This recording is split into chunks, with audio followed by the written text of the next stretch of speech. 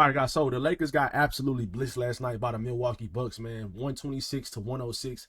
But we all know the injury problems that the Lakers are having to deal with so far this season. Um, without being without LeBron, being without Rui Hachimura, Jackson Hayes, Dorian Finney-Smith did come back last night. But man, Alex Lynn is absolutely awful. I legitimately I talked bad about Jackson for a while before he actually started playing pretty well the last few weeks, last month or whatever, since AD got traded. But Jackson Hayes, but Alex Lynn is legitimately, I think he might be the worst player in the NBA. I don't think there's anybody worse than him.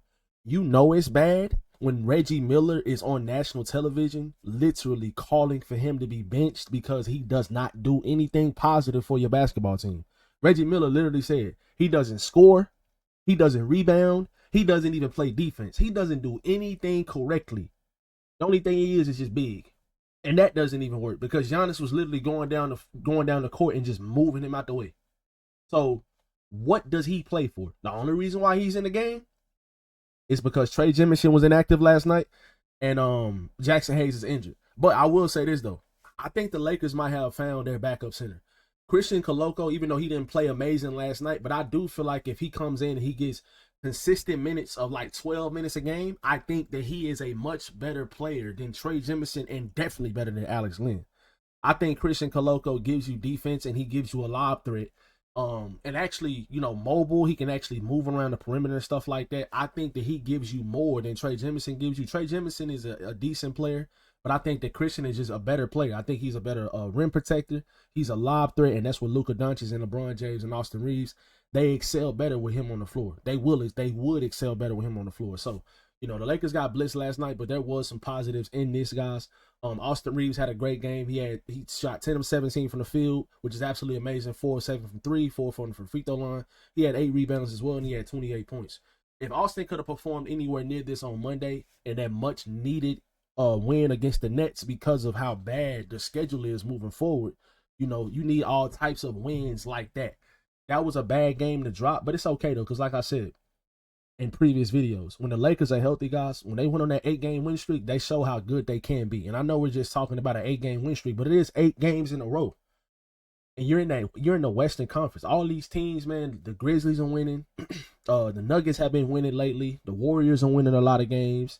Even the Timberwolves are winning a lot of games as well. They right on the heels of the Warriors. They just absolutely blitzed the Nuggets a few nights ago. So this Lakers team will be fine. We just got to get healthy. I prioritize getting healthy over trying to just race for the standings. I would not be surprised if some other guys sit out tonight in the Nuggets game. I kind of really think they're gearing up for the Nuggets game next week. It would be amazing if you can win tonight and then win next week and then win the season series between the Nuggets and Lakers. And if you was to end up like tying up in the standings, you would have the clear advantage because of the tiebreaker. You would have an advantage. But just in general, they have so many injuries right now, and I just don't see them winning tonight. If they do win, I'll be freaking happy, extremely happy. But I just don't see them winning tonight. Don't take it, take it with a grain of salt. If they do win, that's amazing. I'm not saying I'm scared or anything like that, but just being realistic, they have so many injuries right now, and they just don't match up well with the Nuggets. But we'll see, because last night against the Bucks, they hit a lot of threes last night. They hit 17 threes. They shot 42%. Kevin Porter Jr. came off the bench and hit 5 out of 7 threes. Gary Trent Jr., who's a great shooter, he hit 4 out of 9. Brook Lopez 3 out of 4. So, some of their role players, the defensive scheme that JJ has had the last couple of weeks is trying to scheme out certain players, and it allowed them to shoot 3-point shots. And it didn't work last night. And some nights it's not going to work, but that's okay, because the lesser 3-point shooters, you would rather those guys get 3-point shots up than the great 3-point shooters. I love that game plan. I absolutely love the defensive game plan, but you can't execute your game plan all the way if you don't have your personnel. So if you can't go big, if you can't go small, if you can't go 1-5, maybe just everybody small and just play LeBron at the 5, like, you have that versatility when everybody's healthy. Right now, you don't have that versatility. So unfortunately, I don't see them beating the Nuggets tonight either. I kind of expect them to lose tonight. I will be watching. If they win, amazing. But if they don't, it is what it is. So, another injury update. From Shams Charania. He said Lakers LeBron James has returned to Los Angeles per medical recommendations as he continued to progress well from a groin strain, with the team finishing the road trip Thursday in Milwaukee and Friday in Denver. League sources tell ESPN. So it was another report that came out after this one from David McMenamin of ESPN. He said that the Lakers went ahead and sent back LeBron, Maxi Kleber, Rui, and Jackson Hayes so they can get more rehab, and they'll be ready for the homestand that they got coming up on Sunday and moving forward. I think they have like a 4 or 5 game homestand. They play against like they start off playing against the Suns, and then I forgot who they play against the San Antonio Spurs, which is a makeup game from when they had the wildfires earlier this year. They have to make up the San Antonio game. So, and then San Antonio just they shut down De'Aaron Fox for the rest of the season. He's having surgery on his thumb or something like that. So no De'Aaron Fox in this game, no Victor Wembanyama.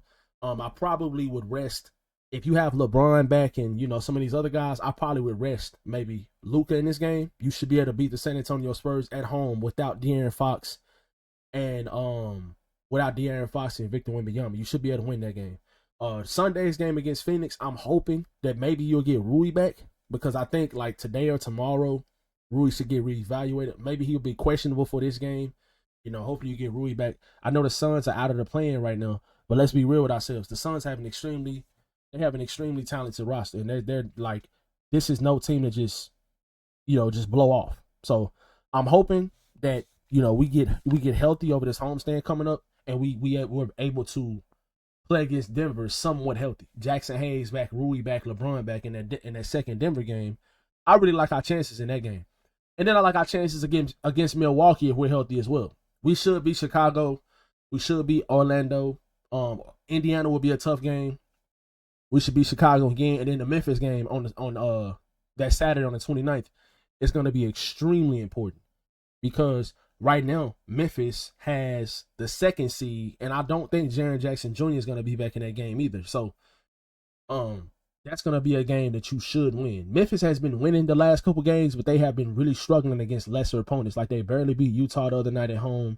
They were struggling a couple games before that. So, I was watching them a couple games ago, and, they've really been struggling to keep leads and, to execute their offense or whatever. Ja Morant is playing better, though. The last couple games, he's playing a lot better. So that should be a competitive game. But just in general, guys, I'm not overreacting over this little 3-game slide we've had. That Nets game was kind of irritating, because that's obviously a game that you're supposed to win. But, the Nets had a magnet ball going that night. They had role players knocking down threes. Austin Reeves and Luka had horrible games, both of them, when our role players played really, really well.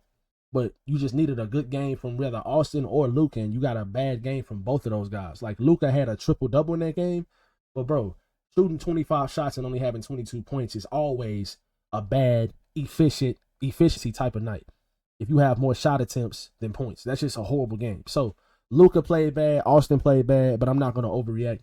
I think the Lakers still have a good chance to finish top 3 in the Western Conference, because once you get healthy, you'll still have about 10 games left, and you really can go on a run in these last couple games. So, and you play a lot of games that's important. Well, OKC, will they be resting guys around this time? Because they got the number 1 seed locked up.